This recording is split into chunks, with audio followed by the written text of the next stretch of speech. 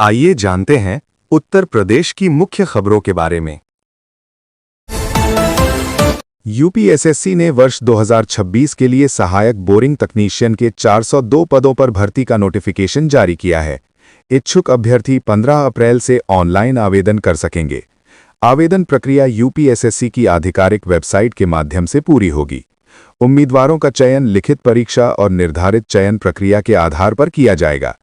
इस भर्ती में आवेदन के लिए अभ्यर्थियों को निर्धारित शैक्षिक योग्यता और अन्य पात्रता शर्तों को पूरा करना अनिवार्य होगा। भर्ती से जुड़ी विस्तृत जानकारी जल्द ही आधिकारिक नोटिफिकेशन में उपलब्ध कराई जाएगी। उत्तर प्रदेश में फिलहाल गर्मी से राहत बनी रहेगी। मौसम विभाग के अनुसार 19 मार्च से प्रदेश का मौसम फिर बदलने वाला है। पश्चिमी विक्षोभ के असर से कई जिलों में तेज आंधी और बारिश की संभावना है। पूर्वी और पश्चिमी यूपी में बादल छाए रहेंगे और कहीं-कहीं गरज चमक के साथ बूंदाबांदी हो सकती है। तेज हवाओं के कारण तापमान में गिरावट आएगी, जिससे लोगों को गर्मी से राहत मिलेगी। विभाग ने चेतावनी दी है कि आंधी तूफान के दौरान सावधानी बरतें और अनावश्यक रूप से बाहर निकलने से बचें, ताकि किसी भी प्रकार की परेशानी से सुरक्षित रहा जा सके। लखनऊ में गैस सिलेंडर की किल्लत को देखते हुए प्रशासन ने शिकायत के लिए व्यवस्था की है। अब उपभोक्ता सिलेंडर न मिलने पर एडीएम के सीयूजी नंबर 9415005006 पर सीधे शिकायत दर्ज करा सकते हैं। अधिकारियों ने बताया कि सभी शिकायतों पर त्वरित कार्यवाही की जाएगी। साथ ही गैस एजेंसियों को समय पर आपूर्ति सुनिश्चित करने के निर्देश दिए गए हैं। उपभोक्ताओं से अपील की गई है कि किसी भी प्रकार की समस्या होने पर इस नंबर पर संपर्क करें, ताकि जल्द समाधान किया जा सके। इलाहाबाद हाईकोर्ट ने उत्तर प्रदेश में पंचायत चुनाव में हो रही देरी पर कड़ा रुख अपनाया है। अदालत ने राज्य सरकार और राज्य निर्वाचन आयोग से स्पष्ट पूछा कि क्या वे निर्धारित समय सीमा के भीतर चुनाव प्रक्रिया पूरी कर सकेंगे। कोर्ट ने देरी के कारणों की विस्तृत जानकारी मांगी और चेतावनी दी कि लोकतांत्रिक प्रक्रिया में अनावश्यक विलंब बर्दाश्त नहीं किया जाएगा। न्यायालय ने यह भी निर्देश दिया कि अगली सुनवाई तक चुनाव तैयारियों की प्रगति रिपोर्ट पेश की जाए। मामले को गंभीर मानते हुए कोर्ट ने समयबद्ध कार्यवाही सुनिश्चित करने पर जोर दिया है। सहारनपुर में संदिग्ध हारिश अली के मामले में जांच तेज हो गई है। उसके घर पर ताला लटका मिला, जबकि परिवार के सदस्य गायब बताए जा रहे हैं। एटीएस और खुफिया एजेंसियां हारिश के डॉक्टर आदिल से संभावित कनेक्शन की गहन पड़ताल कर रही हैं। शुरुआती जांच में दोनों के बीच संपर्क के संकेत मिले हैं, जिसके बाद एजेंसियां नेटवर्क और गतिविधियों को खंगालने में जुटी हैं। आसपास के लोगों से पूछताछ की जा रही है और डिजिटल साक्ष्यों की भी जांच हो रही है, ताकि पूरे मामले का खुलासा किया जा सके। नव संवत्सर के अवसर पर राष्ट्रपति का अयोध्या दौरा प्रस्तावित है। इस दौरान वो राम मंदिर में दर्शन पूजन करेंगी और जगतगुरु आद्य शंकराचार्य द्वार से मंदिर परिसर में प्रवेश करेंगी। दौरे को लेकर सुरक्षा के कड़े इंतजाम किए जा रहे हैं और प्रशासन अलर्ट मोड पर है। मंदिर परिसर और आसपास के क्षेत्रों में विशेष साफ सफाई और सजावट की तैयारी चल रही है। राष्ट्रपति के कार्यक्रम को लेकर स्थानीय प्रशासन, पुलिस और मंदिर ट्रस्ट समन्वय में जुटे हैं, ताकि दौरा सुचारू रूप से संपन्न हो सके। देश विरोधी गतिविधियों में संलिप्त एक युवक की गिरफ्तारी के बाद जांच एजेंसियां सक्रिय हो गई हैं। दिल्ली पुलिस ने रामपुर में दबिश देकर संदिग्ध ठिकानों की तलाशी ली।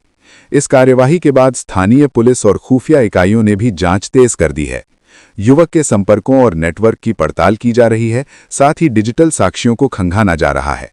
अधिकारियों का कहना है कि मामले से जुड़े हर पहलू की गहराई से जांच की जाएगी और अन्य संदिग्धों की भूमिका भी सामने लाई जाएगी। अयोध्या में पुलिस ने एटीएम फ्रॉड करने वाले गैंग का पर्दाफाश किया है। इस मामले में बिहार के 3 शातिर आरोपियों को गिरफ्तार किया गया है। ये आरोपी खास तौर पर श्रद्धालुओं को निशाना बनाते थे और एटीएम पर मदद के बहाने कार्ड बदलकर ठगी करते थे। पुलिस ने आरोपियों के पास से कई एटीएम कार्ड और अन्य उपकरण बरामद किए हैं। पूछताछ में गैंग के अन्य सदस्यों और उनके नेटवर्क के बारे में जानकारी जुटाई जा रही है। पुलिस ने लोगों से सतर्क रहने और एटीएम का इस्तेमाल करते समय सावधानी बरतने की अपील की है। सामूहिक विवाह योजना में गड़बड़ी का मामला सामने आया है। एक व्यक्ति ने बेटी की शादी के लिए आवेदन किया था, लेकिन रिश्वत न देने पर रिकॉर्ड में उसे पहले से शादीशुदा दिखा दिया गया। पीड़ित की शिकायत पर डीएम ने मामले का संज्ञान लेते हुए जांच के आदेश दिए हैं। प्रशासन ने संबंधित अधिकारियों से रिपोर्ट तलब की है और दोषियों के खिलाफ कड़ी कार्यवाही की बात कही है। जांच के बाद पूरे प्रकरण का खुलासा होने की उम्मीद है। जागरूकता अभियान के तहत सर्वाइकल कैंसर टीकाकरण की शुरुआत हो गई है। पहले ही दिन बरेली जिले ने शानदार प्रदर्शन करते हुए प्रदेश में पहला स्थान हासिल किया। स्वास्थ्य विभाग की टीमें स्कूलों और समुदाय स्तर पर पहुंचकर किशोरियों का टीकाकरण किया और लोगों को इसके प्रति जागरूक भी किया। अधिकारियों के मुताबिक अभियान का उद्देश्य ज्यादा से ज्यादा बेटियों को इस गंभीर बीमारी से बचाव का सुरक्षा कवच देना है। आने वाले दिनों में टीकाकरण की रफ्तार और तेज करने की योजना है। ईरान में जारी तनाव के बीच एक भारतीय परिवार वहां फंस गया है, जिससे लखनऊ में रह रहे पिता की चिंता बढ़ गई है। उनकी पत्नी और 3 बच्चे फिलहाल ईरान में हैं और सुरक्षित वापसी का इंतजार कर रहे हैं। पिता ने सरकार से मदद की गुहार लगाई है ताकि उनके परिवार को जल्द भारत लाया जा सके।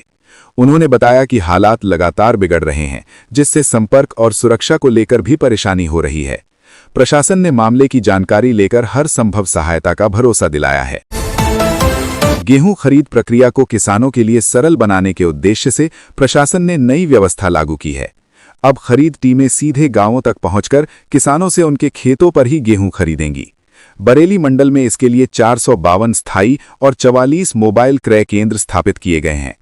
इस पहल से किसानों को मंडियों तक जाने की जरूरत नहीं पड़ेगी, जिससे समय और लागत दोनों की बचत होगी। अधिकारियों को निर्देश दिए गए हैं कि खरीद प्रक्रिया पूरी तरह पारदर्शी और व्यवस्थित हो। साथ ही किसानों को समय पर भुगतान सुनिश्चित करने पर भी विशेष जोर दिया गया है। उत्तर भारत में हेपेटाइटिस बी वायरस में नए म्यूटेशन का पता चला है, जिससे संक्रमण का खतरा बढ़ने की आशंका जताई जा रही है। हालिया शोध में सामने आया है कि वायरस के इस नए रूप से बीमारी की गंभीरता और फैलाव दोनों प्रभावित हो सकते हैं। विशेषज्ञों के अनुसार ये म्यूटेशन टीकाकरण और इलाज की प्रभावशीलता पर भी असर डाल सकता है। स्वास्थ्य विभाग ने सतर्कता बढ़ाने और जांच पर जोर देने की बात कही है। लोगों को समय पर जांच, टीकाकरण और सावधानी बरतने की सलाह दी जा रही है, ताकि संक्रमण के जोखिम को कम किया जा सके। लखनऊ में भारतीय क्रिकेटर कुलदीप यादव ने अपनी पत्नी वंशिका के साथ भव्य ग्रांड रिसेप्शन दिया। इस खास मौके पर कुलदीप अपनी दुल्हन के साथ विंटेज कार में पहुंचे, जिसने सभी का ध्यान आकर्षित किया। दोनों पारंपरिक परिधानों में बेहद खूबसूरत नजर आए। समारोह में क्रिकेट जगत और कई खास मेहमान शामिल हुए। भारतीय टीम के कोच गंभीर ने भी नवविवाहित जोड़े को बधाई दी और उनके सुखद वैवाहिक जीवन की कामना की। पूरे आयोजन में शाही अंदाज और खुशी का माहौल देखने को मिला। डॉक्टर भीमराव अंबेडकर विश्वविद्यालय, आगरा विश्वविद्यालय ने डिजिटल युग में बढ़ते साइबर अपराधों को देखते हुए नया कोर्स शुरू किया है, जिसमें छात्रों को साइबर फ्रॉड से बचाव की ट्रेनिंग दी जाएगी। कोर्स में फिशिंग, ऑनलाइन ठगी, डेटा सुरक्षा और डिजिटल पेमेंट से जुड़ी सावधानियों की जानकारी दी जाएगी। एडमिशन के लिए छात्रों को विश्वविद्यालय की आधिकारिक वेबसाइट पर आवेदन करना होगा, जहां चयन मेरिट या निर्धारित प्रक्रिया के आधार पर किया जाएगा। ये कोर्स साइबर सिक्योरिटी में करियर बनाने के इच्छुक छात्रों के लिए काफी उपयोगी साबित होगा। खतरे में जान, जर्जर और खटारा वाहनों से बच्चों का स्कूल जाना लगातार जोखिम भरा साबित हो रहा है। नियमों और सुरक्षा मानकों की अनदेखी करते हुए इन वाहनों में मासूमों को भूसे की तरह ठूंस कर भरा जा रहा है। न तो फिटनेस सर्टिफिकेट की जांच होती है, न ही ओवरलोडिंग पर कोई सख्ती दिखाई देती है। कई जगहों पर ड्राइवरों के पास वैध लाइसेंस तक नहीं है, जिससे हादसों का खतरा और बढ़ जाता है। अभिभावक मजबूरी में बच्चों को ऐसे वाहनों से भेजने को विवश हैं, जबकि प्रशासन की नालापरवाही पर सवाल उठ रहे हैं। विशेषज्ञों का मानना है कि सख्त कार्यवाही और नियमित जांच से ही इस समस्या पर काबू पाया जा सकता है।